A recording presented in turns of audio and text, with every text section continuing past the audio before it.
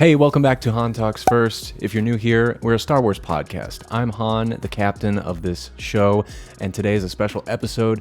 I've been wanting to do it for a long time. It's about attachments, and this episode stems from the Book of Boba Fett, the episode where Luke gave Grogu the ultimatum, the lightsaber or the chainmail. I realize the episode has been out for a while now, and it almost feels like a missed opportunity to talk about it, but this topic can lead into so many other discussions in Star Wars, and I was waiting for the right time and the right people. Today I am joined by a panel of Star Wars content creators and fans to talk about attachments in Star Wars. Feel free to check out their links down in the description below and leave a comment on what you think about our discussion today. So without further ado, I hope you enjoyed today's conversation on attachments in Star Wars with my panel of guests.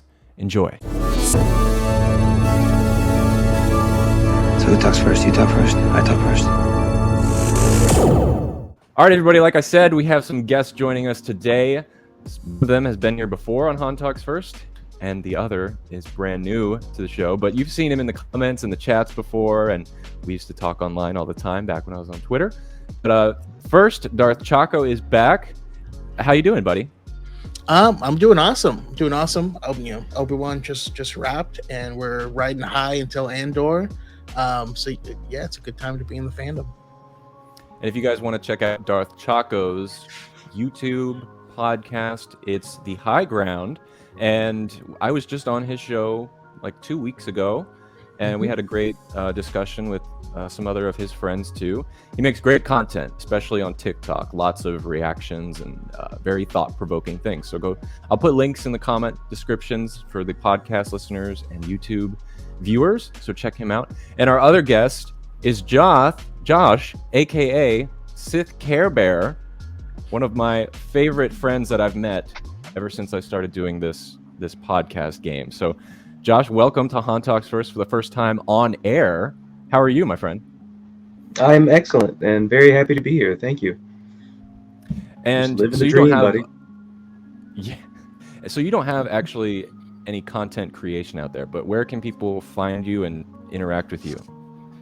I'm out on the Twitter sphere at SithCareBear, and I'm on Instagram, but I don't really use it a whole lot other than just messaging people and occasionally posting a picture here and there. But I tend to stalk people's chats and live streams and podcasts, so I pop up here and there on all different types of things. So I've just recently done some recording with Scarif Scuttlebutt, and I'm doing a weekly show right now with Tim's Talk about The Boys, and I do a morning stream on Sundays with Salacious Rum building Legos. So, yeah, I'm out there. I love Salacious.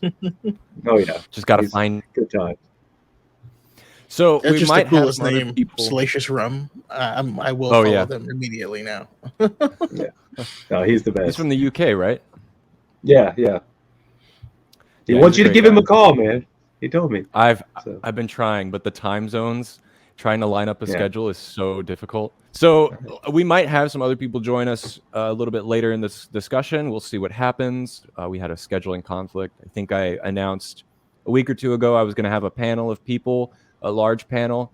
So, scheduling issues. So for the listeners, we might have someone jump in a little later, but just we're still going to have a great conversation nonetheless. And today's episode is all on attachments, the good, the bad, Jedi versus Sith.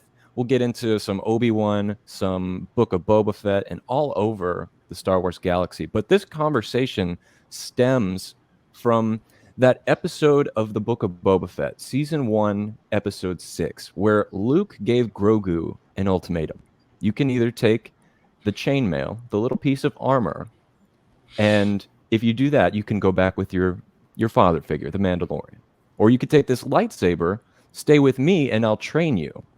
And it was a very interesting moment, something that stuck with me.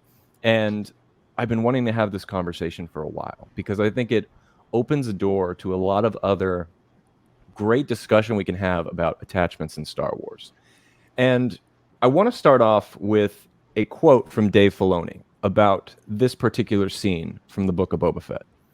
And what Dave says is, I quote, "I don't think Luke is presenting an argument either way, because I think Luke also, of any Jedi in the galaxy, understands what it would be like to be with the person you care about most, to be with your father figure.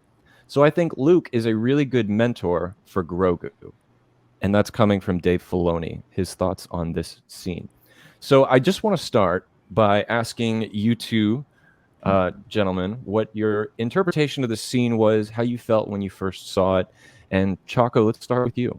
Yeah, so my first thought when the scene dropped is I mean I thought I thought Grogu was going to choose a lightsaber. I thought he was going to train personally, but it didn't bother me at all. I know that there was some discussion on Twitter and other places that, oh no, he's like forcing the dogma of the Jedi down Grogu's throat. Like, no, he's 50 years old. He's giving him a choice. I kind of, that's where I went with it. Is I thought it was a loving thing to do, to give him a choice of what he wants to do and where he wants to go. It actually also evoked the memories of the episode previously, The Jedi. When Ahsoka is looking at him, and Ahsoka wouldn't train him. Ahsoka said, Ahsoka didn't think he should be trained because of his attachments, and she's seen what it can do to the best of them. And I think that's an important line that I think we kind of gloss over. I actually think that Ahsoka is probably considering herself a Jedi again, and a lot of the apprehension is a realization that a lot of what they said was right. Anakin's action, her seeing her master as Darth Vader, proved that a lot of the stuff that she thought was holding her back was actually a protection. And I think that that's the core of what Luke was doing, is he's offering him a choice, to follow his heart, because not everyone, like one of the biggest complaints I hear people say is that the Jedi take kids too young and they can't form attachments. This isn't that case. He's giving him the choice. I like the example you brought up with Ahsoka too, who I'm actually going to mention a little later in our discussion. So thanks for bringing that up. Josh, what did you think about the scene when you first saw it? I'm kind of in some ways in the opposite camp on this. I feel like he wasn't giving Grogu a choice; he was giving him an ultimatum. And I don't. I mean, yes, I understand it's the Jedi way, but the Jedi fell, and it's not just because they were sucked into what happened with Anakin and his attachments. I mean, attachments exist throughout it. I mean, yes, they take them young, but are you going to tell me a Padawan doesn't have an attachment to his master?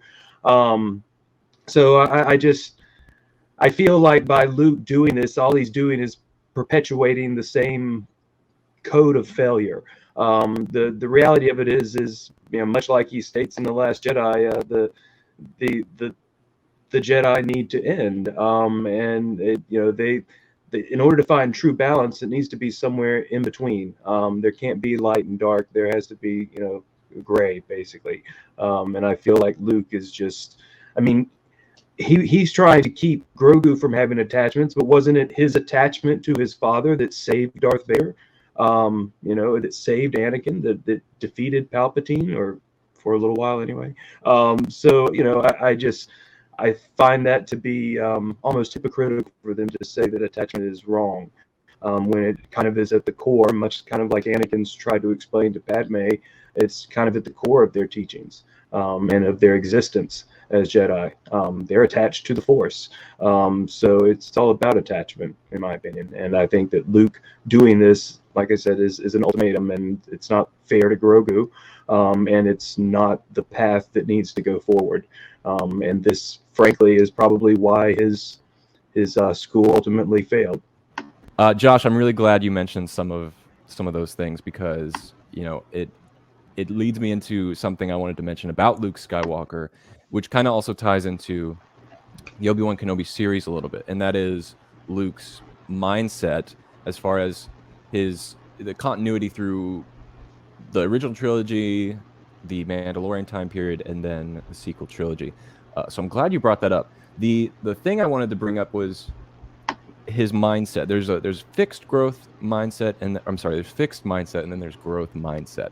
And when it comes to Luke Skywalker at this point, we can look at the quote from Dave Filoni, where he mentioned, it was more of kind of like a test for Grogu, or it was an actual ultimatum. I do think, and I remember when this episode dropped, it was like it ended on that cliffhanger. Remember, everyone was talking about, is he going to go this route or is he going to go that route? It was a great episode of Star Wars for that reason. But for me, I thought initially it was just a test for Grogu. I thought it wasn't going to lead into him actually making an ultimatum like that, where, oh, if you take this chainmail, I'm never going to train you again. Initially, I was like, oh, this is just a test. And he, not like a test where if he takes one or the other, he can't have its opposing item. So I thought, and then when the episode actually dropped the next week, and he chose the chainmail, went back with Mando, I felt a little bit differently. And it's weird how that changed from just, only a couple minutes time passing off screen. So I'm kind of more along the lines of Josh, what you're saying, where now at this point, I feel like Luke has changed his mindset from how he was in the original trilogy. Because, yeah, I think you're right. The thing that helped him defeat Darth Vader was his attachment to his Leia, Han, even C-3PO and R2-D2. Not in a way that was extremely too passionate, which we'll talk about with like the Jedi Code and stuff like that. But it was a healthy attachment, I think. But now I feel like he may have taken it a little too far. Any thoughts on that, guys? I think that he's taken it. I think he's taken it too far at this point. I think he's gone in a direction that just seems kind of out of character for him to me. And do you think that's congruent with how he shows up in The Last Jedi? I think so. Or I think that how he is in The Last Jedi is somewhat a result of it. Oh, okay. Choco, what do you think? Well, I think there is how do I put it? There isn't something excellent that one of the members of the story group had said, and it was specifically on the High Republic show, because if you read the High Republic books, this is a topic that comes up quite a bit as well, attachment, and it also works pretty well with everything that George has said before, because we know certain things, like George has said that the Jedi were never meant to be celibate for one thing. He's said that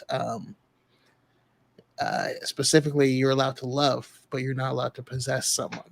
So I think that we can get off track if we don't truly define what attachment is. And so attachment isn't caring for another person, isn't loving the other person, and isn't trying to be there for them. Obviously, Masters and Padawans have a connection. In season 6 of the Clone Wars, through the Force, Dooku is still linked to Yoda, and they use that to invoke that whole Sith ceremony thing, or whatever. So yeah, they're still very much connected, right? We see that in Kenobi as well. So on both sides, yes, they're connected, but the attachment portion is the inability to let go. Obi-Wan cares for Satine very deeply and would have left the order for her had she asked.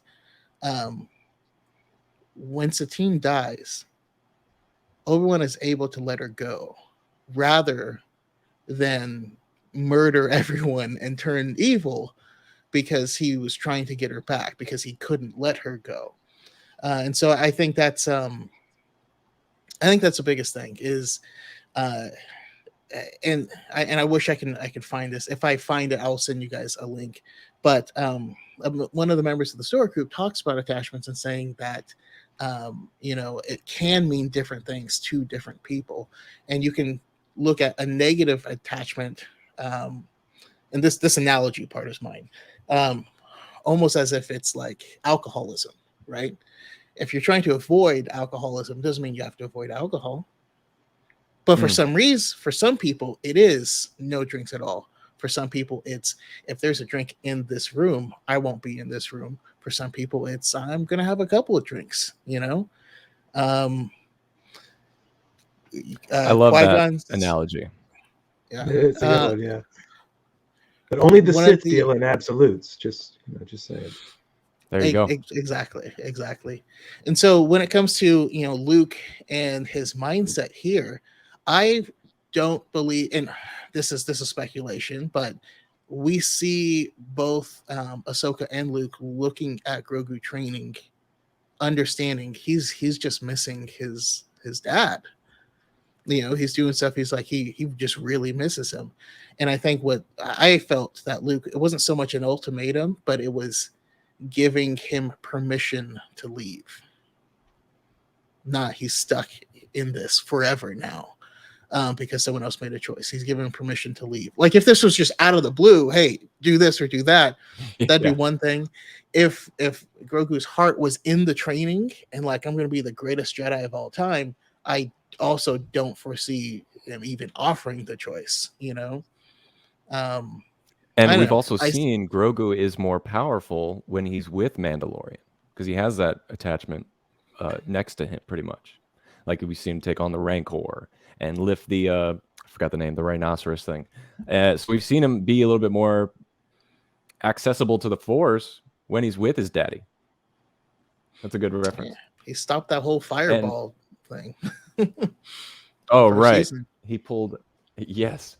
And I'm also glad you mentioned Obi-Wan because I was going to bring that up too, because you were kind of talking on the balance of health, pretty much jumping on healthy attachments versus abusive attachments. And I think Obi-Wan is a great example of that, not just with Satine, but also in the new series, because it showed, the first 3 maybe half episodes, he was completely removed himself from using the Force, and he really didn't only use it until Leia was in absolute danger.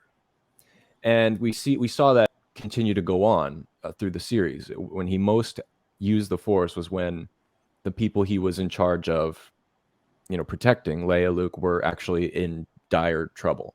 And he even went as far as to let other Jedi die, which it wasn't his responsibility, but he didn't decide it was necessary to use the Force at that time.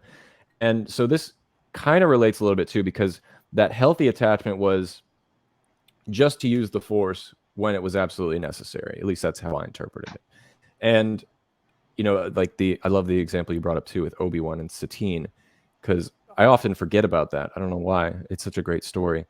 And yeah, how he would have left the order if she had asked. It's just interesting to think about. I don't know, Josh, do you think of Obi-Wan at all when it comes to attachments, his love for Anakin at all, or any other examples you think of? No, absolutely. I mean, I think his attachments go back further than that. I think his attachment to Qui-Gon is why we ended up in this mess to begin with. Yeah, great point. I mean, when Qui-Gon first presented Anakin to the council, they said, no, you can't teach him. We're not okay with this. And Obi-Wan urged him to go along with the council, and told him, yeah, they're right. They know better than we do.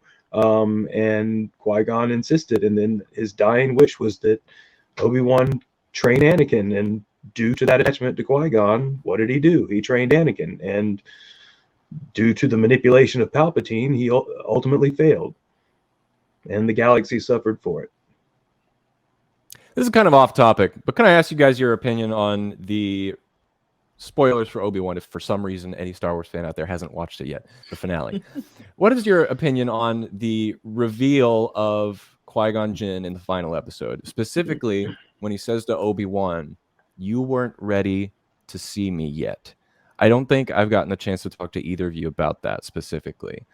Choco, when that scene came up, what were you thinking? What was the big lesson he had to overcome? What was valid enough, a strong enough reason for Qui-Gon to appear at that moment rather than any other? And how did that hit you? Man, it hit me hard because it took me straight back to the fans. Qui-Gon's, while they're on the Lucre Hulker, like having a conversation, and then he says, be mindful of the present, right? He's asking him to focus on the living force, but Master Yoda tells us to, look into the future or prepare for the future. He's like, but not at the expense of the moment. The end of Obi-Wan, at the beginning, he's arguing with Owen. The boy must be trained. By the end, he realizes we're gonna put this in the Force's hands, and when he's ready, when the time comes, the Force will connect us, and we'll do the thing. And I think that was the big lesson that he had to learn, is it's more reliance on the Force than it is on himself or anything, or the length of training that Luke was going to have or anything like that. It's just trusting in the Force. And it also reminds me of in Rebels. Now, Yoda wasn't dead, but when Ezra first goes into the temple on Lothal, he can hear Yoda's voice, but he can't see him. Second time he can see him, Yoda mentions, it's because his connection in the Force is strengthening, and I believe this is somewhat on the similar line. But now Good it makes me point, 'cause I wonder. actually kind of thought of that too. Now it just makes me wonder, what was Qui-Gon there for? That was Qui-Gon there when Anakin was like flirting with Padme? Like, oh my god, this guy's an idiot. Oh my god. Just a fly on the wall, just watching all of it. Well, he was there when got his Anakin, popcorn. slaughtered the Tuskens. We hear his voice say, "Anakin, no!" So I'm wondering, like, where else was he? He was just like chilling with his the umbrella and like that that picture of him. Josh, before I go to you, I just want to say when that scene happened in Obi-Wan Kenobi, I of course was jumping out of my seat because Liam Neeson is back on screen. Oh my god, it was great. And I don't know what it was, but when he said the words, "You weren't ready to see me yet," that just kind of it stopped me in the moment, and I just thought back on the entire series, and I was like, okay, what was this lesson, this thing he had to overcome? And ultimately, all I could think of was Obi-Wan through the Kenobi series was ultimately coming to terms, and this is just my perspective on it. He was just trying to come to terms with the fact that he is not responsible for Darth Vader coming into existence or the fall of Anakin. And it comes from that moment on the final duel when he was just like, "I'm sorry, Anakin," and then Vader says, "You're not responsible. I killed Anakin Skywalker. This is what I made myself," pretty much. And then Obi-Wan is just like, "Oh, okay, well, then my friend's truly dead." And that, for me, was the moment that made it so that he could finally commune with his master. There was this one thing in his mind he just couldn't overcome. But still, I just don't feel like it was a strong enough reason to impact him to show up at the very end as a Force ghost. It felt a little off for me. And I don't know, Josh, what were your thoughts on that scene? Well, I really liked it. I thought that it was perfect. I didn't want him to show up in this moment where Obi-Wan just absolutely needed him.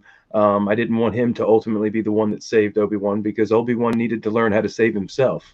And I think in the end, this was Qui-Gon finally, well, I guess it was Obi-Wan finally learning the lesson that Qui-Gon was trying to teach him at the very, very beginning of The Phantom Menace.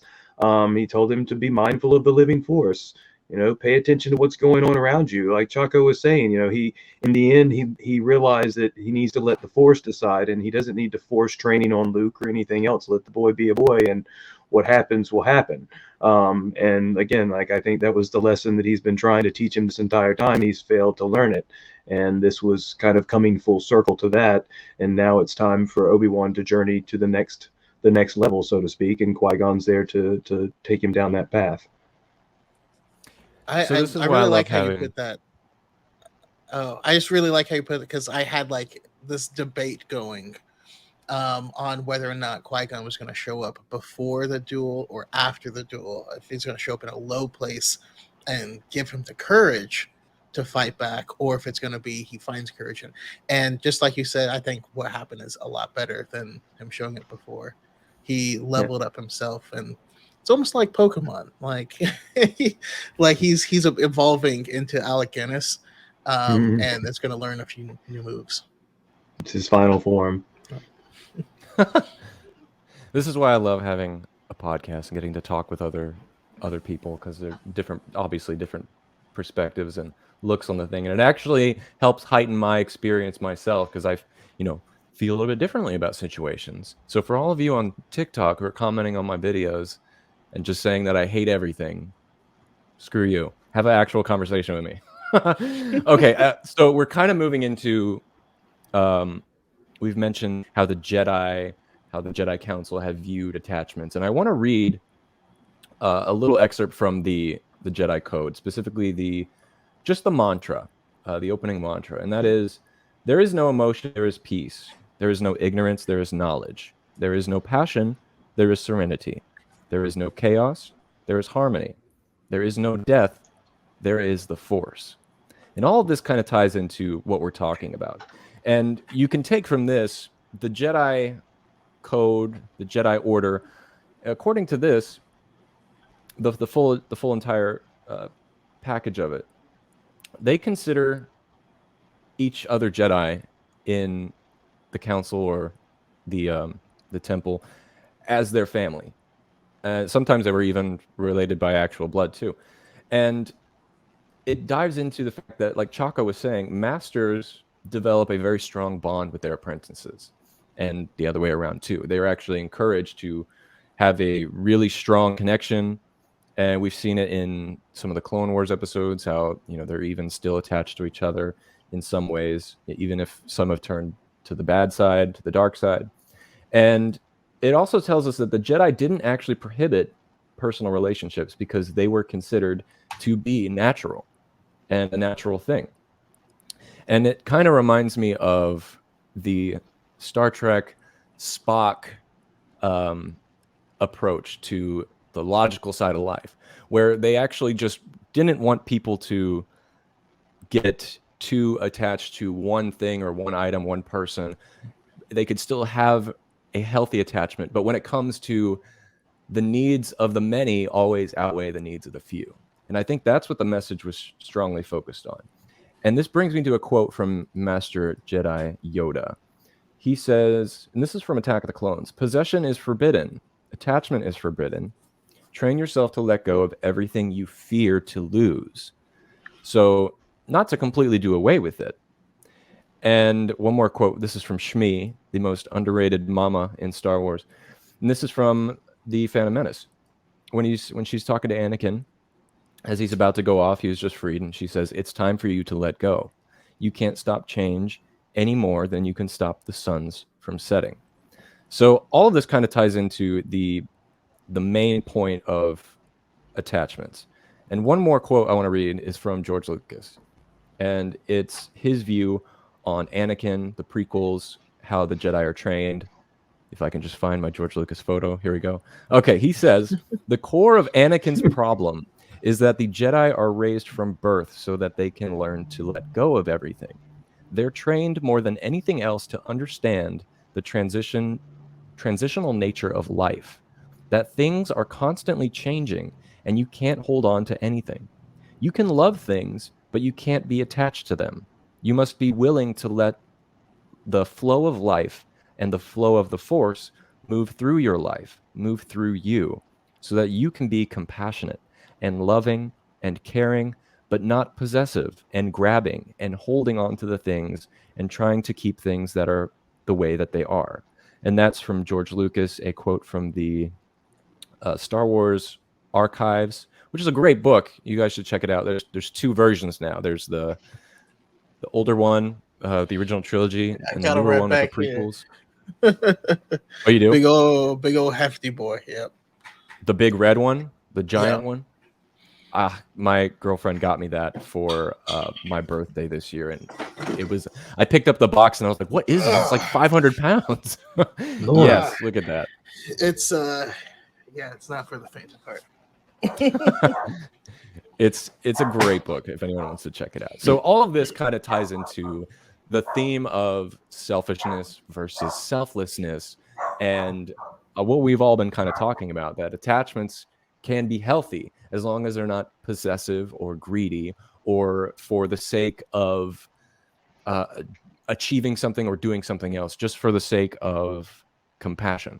So based off the quotes I read for you guys and the time period of the Republic era and the prequels, and also High Republic, since Choco, I know you read those books and stuff, which I know nothing about. I would love to learn more. So based off what I've talked about here, you guys have any thoughts on those quotes and things like that? Josh, let's start with you.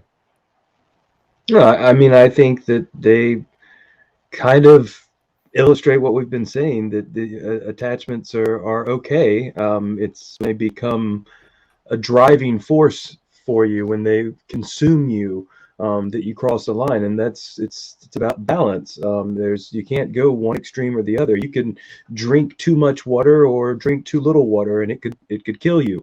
You got to have just enough, you know. So I really do think that the dogma says that it's okay, but you know, when it consumes you, then it leads to the bad things, and I think that that's the lesson that Anakin failed to learn. I do think that these things very much support what we've been saying. I love all these analogies we're getting into. The alcoholism, the too much water. What else? Where else can we go? Let's figure out some more. Chaco, I want to know your thoughts, but if you can think of any other examples from the High Republic, even though I may not know the stories, I would love to know more about their view. If you could enlighten us, please. Oh yeah, I mean it's actually a really big portion of the High Republic. There's one character who, um, basically before they were knighted, they fell in love and was struggling with that. Ended up um, leaving to be with the person, and spent a long period of time with them, and then they ended up breaking up. Person got a job. They were doing their own thing, and then one day found like a force sensitive kid, and bringing the kid back, realized they wanted to return back as well. And then Yoda was like, "Well, you've passed your trial," like because and that was Yoda's thing. Yoda talks about how difficult it is for him to let go of his student, to let his student go out and do whatever, and force be willing, they come back. I thought that was interesting, but I think a more like direct one-to-one is it's a middle grade book. It's called Race to Crash Point Tower, and in it, one of these characters, who is her name is Lula Talasola, um, uh, reaches out to someone else and says that she's afraid because she's feels like she's a ball of attachments. She's attached to all these other people, to her masters, to all of her friends. Like, what is she supposed to do? And so her friend asked her questions like, okay, if they were in trouble, would you do anything it took to save them? And she's like, yes, absolutely. And she asked her, well, what if they were strangers that were in trouble? Would you do everything you can to save them? And she's like, well, yes, I would. That's what being a Jedi is all about. Then the third question was, what if saving them and keeping them safe meant you could never see them again? Would you still do it? She said, yes, I would. Like, well, then that's not an attachment because you were able to let them go. And ultimately, the core of what happened with Anakin, he wasn't trying to save Padme for Padme's sake. He was trying to save Padme because he couldn't live without her. And that's the biggest difference. Another recent book by Mike Chan, Brotherhood. I apologize if I'm talking too much. No, please. The way, excellent book if you love the Clone Wars. Also, Mike Chen, you can tell he's a huge Legends fan.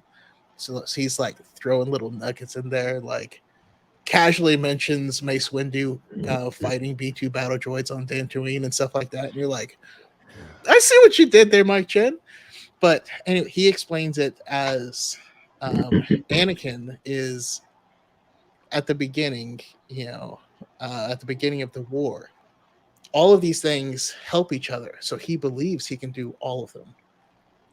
So he loves Padme.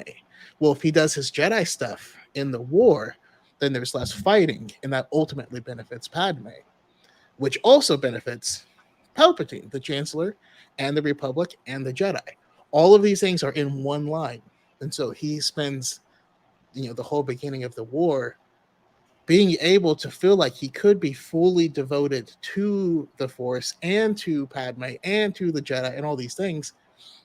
But what happens when they start like heading off in slightly different directions? You cannot, Ron Swanson says, you can't you can't half-ass two things. You have to whole-ass one thing. And yeah, that's ultimately where he failed. And I just going off your Anakin analogy with Padme, we kind of saw a little bit of a extension of that in I think one of the last scenes of him in Obi-Wan Kenobi when he's talking to the Emperor, and he's like, I gotta go get Obi-Wan. He's still out there. Oh. And the Emperor's just like, dude, you're too attached. Like it goes both ways. He's still evil, but it's that attachment to wanting to get back at Obi-Wan Kenobi. Whether it's still through love in some way, or if it's just through I need to avenge myself. He blames him for Padme, blames him for everything, all this kind of stuff. It's interesting how it can go both ways.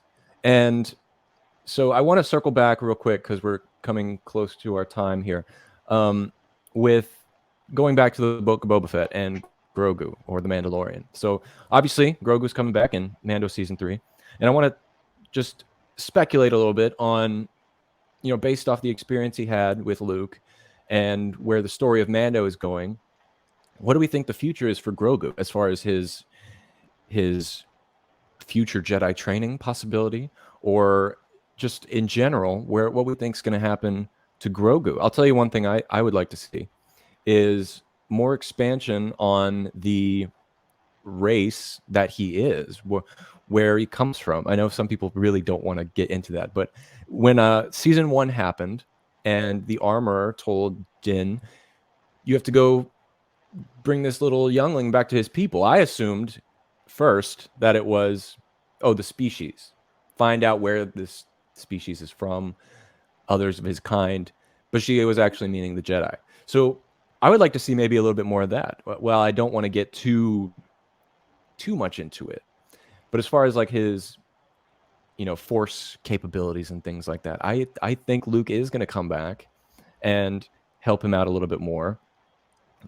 Maybe even Ahsoka. I would definitely like to see him train. I think all of us want to see that little baby in some Jedi robes wielding a lightsaber. I think it'd be adorable. But what about you guys? Josh, let's start with you. What do you think Grogu's future is?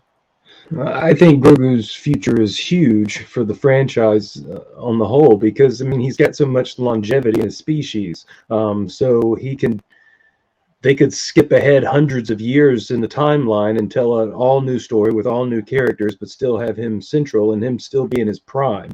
So I don't know that he's really going to circle back around to the Jedi necessarily. Luke may pop up down the road and help him at some point, but I don't think he'll ever go back to the temple. Otherwise, he would end up dead with all the rest of the students. And I do think that he's going to continue down the path of the foundling, and I think he's going to slowly build that Beskar armor, and he's going to become a Mandalorian of sorts. And who knows, he may even be the one that captures the Darksaber in the end and rules Mandalore. But we'll see what happens. That would be amazing. I just want to see him with a helmet and everything, with his little ears sticking out. Yeah, I'm all about that. I like how you mentioned too, like the longevity of his species or whatever, but also like he's not going anywhere. He makes Disney so much money, so they're gonna want to use him as much as they can. I think they're using him right now to fill in the space between Jedi and the sequel trilogy, and then I think they're going to use him as a springing point for something that's much further down the road that is completely new. So they're not, reliant on any sort of legacy characters or anything like that. So I think he's going to be kind of the key to the future for Star Wars. And there's so much you could do with him, with the fact that he's only 50 and he's got 800 more years to go. Like he could show up after the sequel era, all this kind of stuff. This guy could never leave Star Wars. He could become a essential part, ultimately becoming a legacy character, I can see that happening. Choco, how about you? I mean, I'm in the same camp. It's a genius character to toss out there because he can go with Din. He can train as a Mandalorian. He can build his Beskar armor. He can help them rebuild Mandalore. He can spend the next 300 years becoming the best Mandalorian he can, and then he can still go start to train to be a Jedi and be a Jedi for the next 500 years. Like, yeah, it's pretty ridiculous, but that's kind of what I want to see. I want to see him spending more time in just understanding the role of because one thing I find interesting about Mandalorians in general is that the way that their culture is it's almost a blend between the cultures of the Jedi and the Sith together, where it's a great value on strength and the ability to fight and aggression, but also on unity and camaraderie and the companionship. So I think it's fascinating that we could potentially explore that in the future, and hopefully, he much like Ahsoka is to Luke, he can join Rey in her future Jedi Academy as a guest lecturer or something. I don't know. Yeah, there's so much Provided you he can do with this talks little guy. normal. And for any of the listeners on YouTube or podcast, in the comments section, tell us where you think Grogu's future is and any thoughts you have on attachments. I have one final question for my panel here, and it's about John Williams. Last week, I released my John Williams ranking episode talking about his major themes in Star Wars. If you guys want to go check that out, I'll be doing a video version later, but right now it's on the podcast. And I get into a little bit of the music theory. For those of you that don't know, I'm a musician, so this was a really special episode for me. And it was celebrated. We did this episode because, of course, he announced his retirement. He just turned 90 years old. And he's not going anywhere from music, but he announced retirement from film scores with Indiana Jones 5. So check out that episode.